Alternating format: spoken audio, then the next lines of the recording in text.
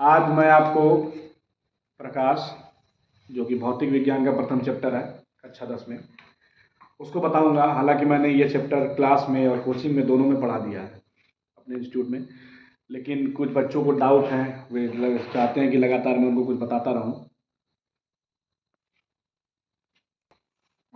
रहूं, जिसको वो सुनते रहें। तो इसके लिए उनको मैं प्रकाश को फिर से बता रहा हूँ। हालांकि बताने को तो ये है कि प्रकाश एक प्रकार की ऊर्जा है। Light is a kind of energy जो हमारी आंखों को संवेदना प्रदान करती है, या ये कह सकते हैं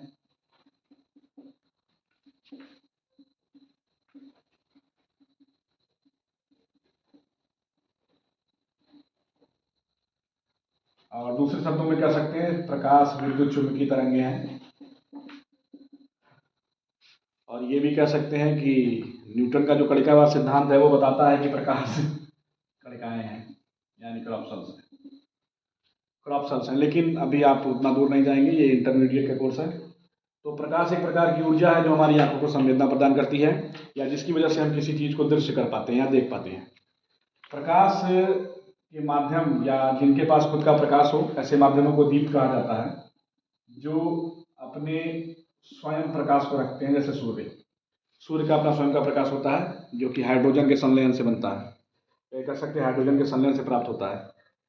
और अदीप्त माध्यम वे माध्यम होते हैं जो दूसरे के प्रकाश से चमकते हैं, या कह सकते हैं जिनका अपना स्वयं का प्रकाश नहीं होता है, वे दूसरे से प्रकाश ग्रहण करते हैं और उसकी वजह से आपको प्रकाश देते हैं या चमकीले दिखाई देते हैं। जिसमें आपका पहला नाम तो पृथ्वी ही है, इसके अलावा चंद्रमा है। ये सब अदीप्त हैं, इनका प्रकाश अपना स्वयं का नहीं है, ये सूर्य के प्रकाश से चमकते हैं। और प्रकाश के चलने के माध्यम के हिसाब से हम देख सकते हैं, या कह तो ये भी सकते हैं, या कहा जाता है कि प्रकाश निर्वात में भी चलता है। और निर्वात में प्रकाश की चाल 3 × 10⁸ मीटर पर सेकेंड होती है। ये आपको पता ही होगा, नहीं पता होगा तो नोट कर लेंगे। निर्वात में प्रकाश की चाल 3 × 10⁸ मीटर प्रति सेकेंड होती है, और अगर किलोमीटर में कहें तो 3 लाख किलोमीटर प्रति सेकेंड होती है। तो इसका मतलब कि प्रकाश निर्वात में भी चल सकता है। पृथ्वी की ऊपरी लेयर, या जो अंतिम लेयर है, उसके ऊपर से जो सूर्य से प्रकाश उस लेयर तक आता है, वहाँ कोई माध्यम नहीं होता। उस माध्यम की जगह पर अगर आप ये सोचते हैं कि वहाँ हवा होती है, तो वहाँ हवा भी नहीं होती, तो वहाँ पर प्रकाश निर्वात में ही चलता है।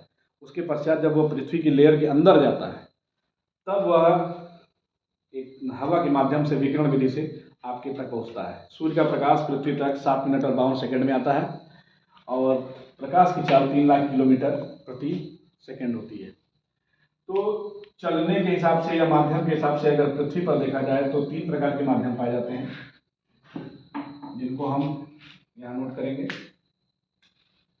पहला पारदर्शी माध्यम, जिनके आर पर प्रकाश चलता है उनको पारदर्शी कहा जाता है, या ये कह सकते हैं इनके आर पार प्रकाश चला जाता है पूर्ण रूप से। ऐसे माध्यमों को पारदर्शी कहते हैं।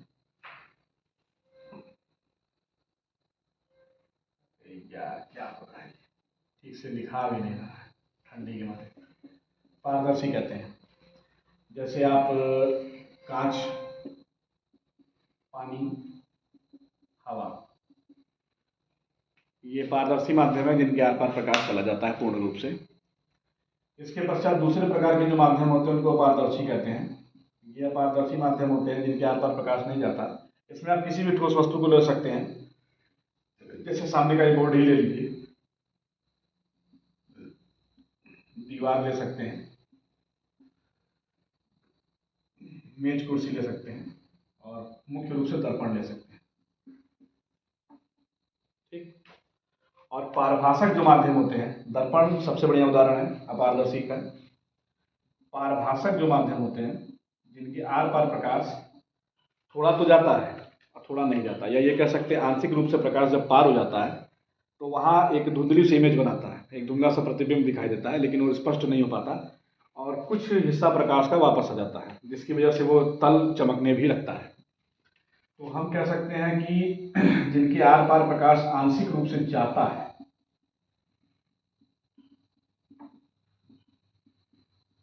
और आंशिक रूप से नहीं जाता है,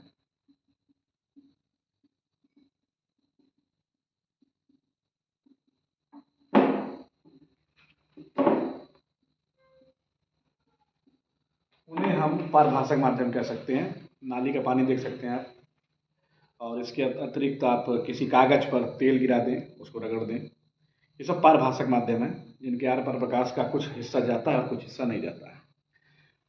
जब प्रकाश, ये चूंकि चैप्टर प्रकाश तो है, प्रकाश के बारे में ज़्यादातर चीज़ें मैंने आपको बताई दी, समझाई दी जितनी आपके कोर्स में है।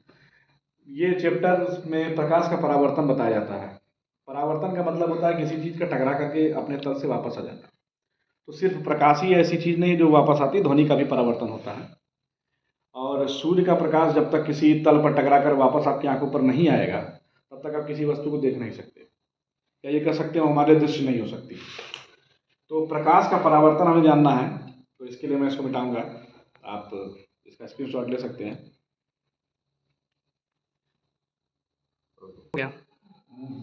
हो गया।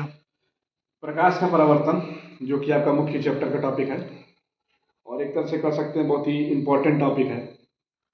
परावर्तन क्या होता है? जब प्रकाश किसी चिकने, अपारदर्शी, पॉलिशदार तल से टकराता है तो उसका अधिकांश भाग अपने मार्ग में वापस आ जाता है। इस घटना को ही प्रकाश का परावर्तन कहते हैं। फिर से सुनेंगे। जब प्रकाश किसी चिकने, पॉलिशदार,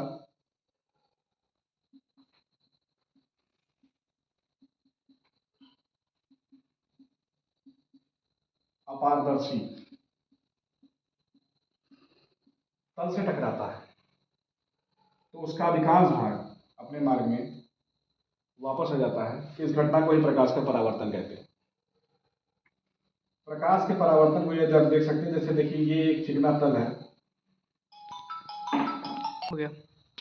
जैसे देखिए ये एक पॉलिशदार, तो कह सकते हैं चिकना तल है। और मुख्य बात यह है कि इसका अपारदर्शी होना ज़्यादा जरूरी है, क्योंकि परावर्तन तो आपको दो तरह से मिलेगा। एक नियमित परावर्तन होता है, रेगुलर, और एक अनियमित होता है, इरेगुलर परावर्तन। तो दो तरह से परावर्तन होता है। तो उसका मुख्य रूप से चिकना पॉलिशदार से ज़्यादा जरूरी है कि वो अपारदर्शी हो।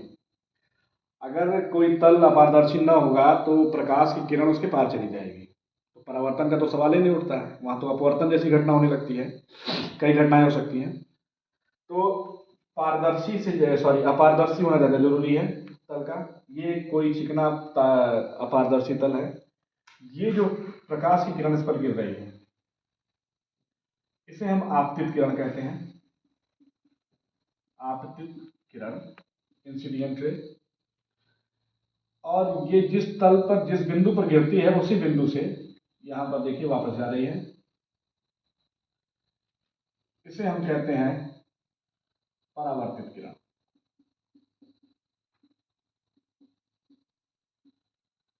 इन दोनों के बीच में हम एक लंब खींच लेते हैं, जिसे नॉर्मल लाइन या अभिलंब कहा जाता है। और यहां जो कोण पूर्ण रूप से बन रहा था, अर्थात मतलब आपतित किरण और परावर्तित किरण के आने और जाने से एक कोण बन रहा था, लेकिन नॉर्मल लाइन या विलंब के खींच लेने से वो कोण दो हिस्सों में बढ़ जाता है। वो दोनों कोण आपको आई और आर, आप उसे कह सकते हैं। एंगल आई जो है ये आपतन कोण है, और एंगल आर जो बन रहा है वो परावर्तन कोण है।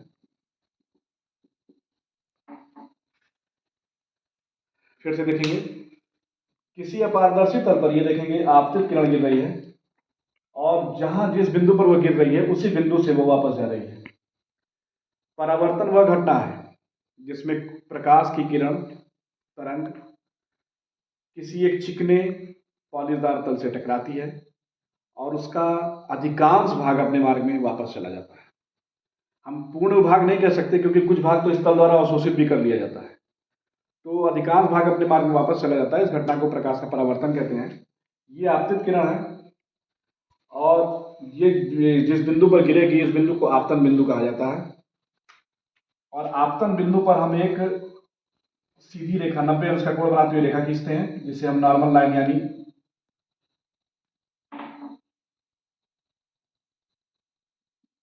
नॉर्मल लाइन या अभिलंब कहते हैं।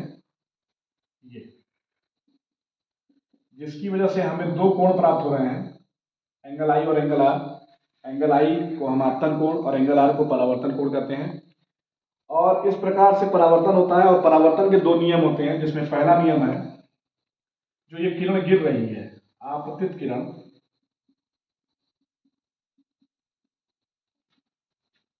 परावर्तित किरण,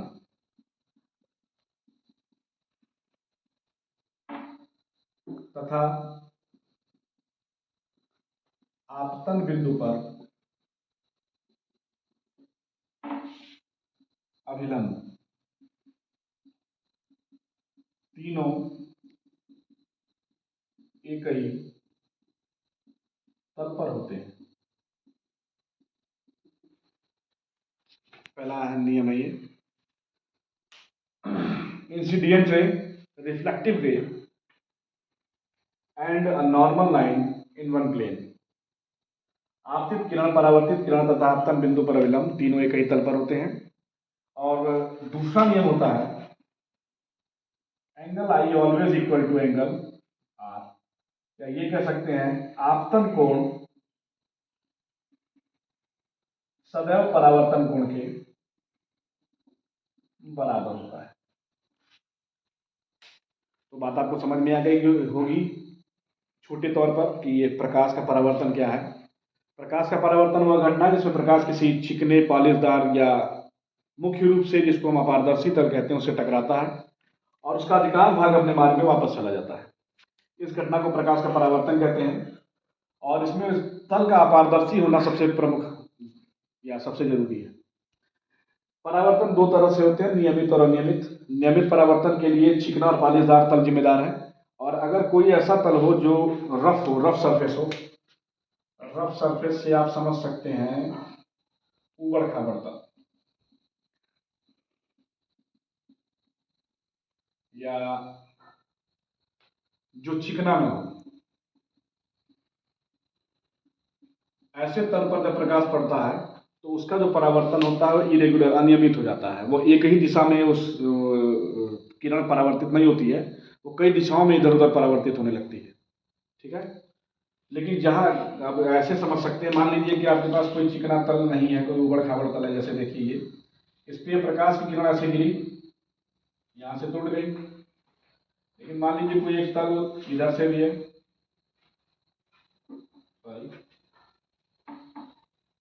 यहाँ से टूट गई है, ये तल यहाँ से मान लीजिए उठा हुआ है, तो ये इस पे गिरेगी, यहाँ से फिर ये ऐसे उठेगी। तो कह सकते हैं कि जब परावर्तन अनियमित गति से हो, या गति से न हो, अनियमित दिशा में हो, इधर उधर भागे, परावर्तित किरण एक जगह से वापस ना जाए, कई जगहों से होकर के वापस जाने लगती है, तो ऐसी स्थिति को अनियमित परावर्तन कहते हैं। अभी के लिए इतना ही। अगली वीडियो में मैं आपको दर्पण के बारे में बताऊंगा। अगर आपको ये वीडियो अच्छी लगी हो तो ज़रूर बताइए, ताकि मैं अगली वीडियो बनाऊं। थैंक यू बच्चा लोग।